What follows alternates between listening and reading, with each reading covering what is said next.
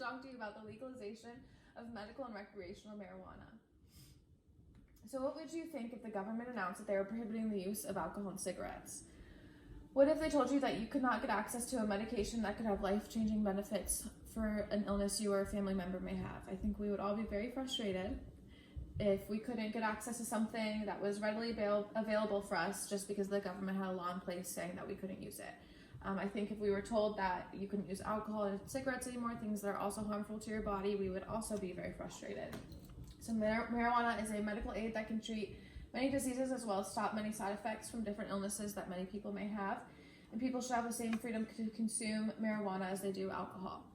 The legalization has also shown to have a positive effect on the economy, and marijuana should be legalized for its many medical and economical benefits. So first we're going to talk about medical marijuana. Marijuana is a legitimate medicine that has been proven to treat certain diseases and ailments. Marijuana is an FDA approved for 2 types of epilepsy. I think that we've all seen the videos on Facebook or the videos all over the internet of the children who are having seizures because they're epileptic, or tics and things like that, and the THC drops that they get immediately stop it, make it go away. And there's many different kinds of medications for things like that as well, but they also have horrible side effects. Sometimes they don't work, and nobody wants to be giving their kids drugs and things like that. So this is a natural plant with no side effects that can help them way better than some medication that they're taking.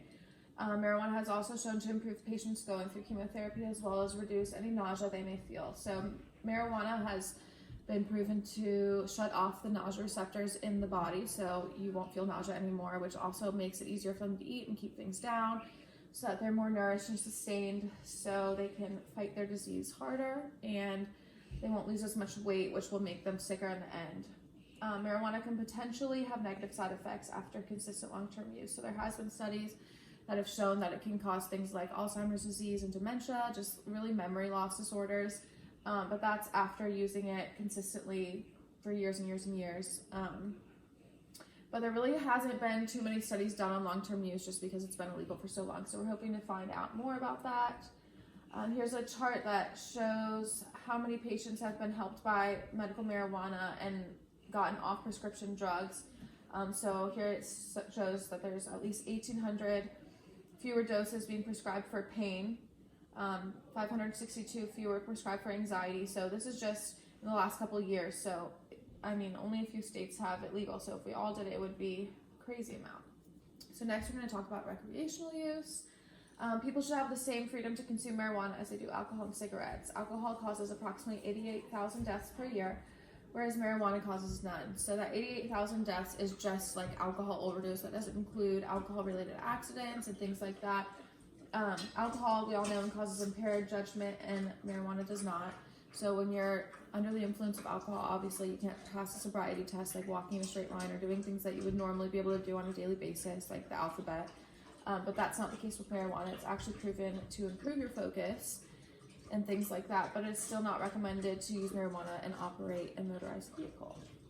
So there's a quote that says, "If we long ago ceased regarding alcohol use as morally wrong, why should we continue to think this way about marijuana use?" So really that is just saying that if we are allowing people to use alcohol and tobacco and things like that, we should have the same freedom to use something as marijuana that is just possibly is just as harmful, but we should have the freedom to do that as well.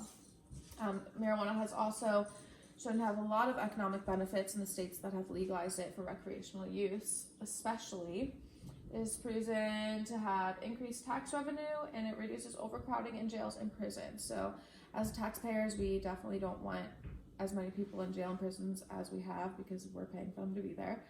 So a lot of people, a lot of people in jails, I wouldn't say as many in prisons, but a lot of people in jail are there because of drug charges for marijuana. So if it was legal, then we wouldn't have that problem. We wouldn't have to be paying for those people. So here's a chart that shows how much tax revenue we've had for marijuana alone in the past couple of years. So it went from 2013, there was $5.8 billion tax revenue. And in 2019, we're estimated to have a 23 to $29 billion in tax revenue. So in conclusion, marijuana has many benefits, both medical and economical, With this plant, we can potentially help thousands of suffering patients while simultaneously stimulating our economy. We deserve the same rights to consume marijuana as we do alcohol. So if you are on board with everything that we've said today, then you can write to your local legislatures and talk to your friends, let them know that you support legalizing marijuana and try to move this train along. So thank you. I hope everyone learned something today.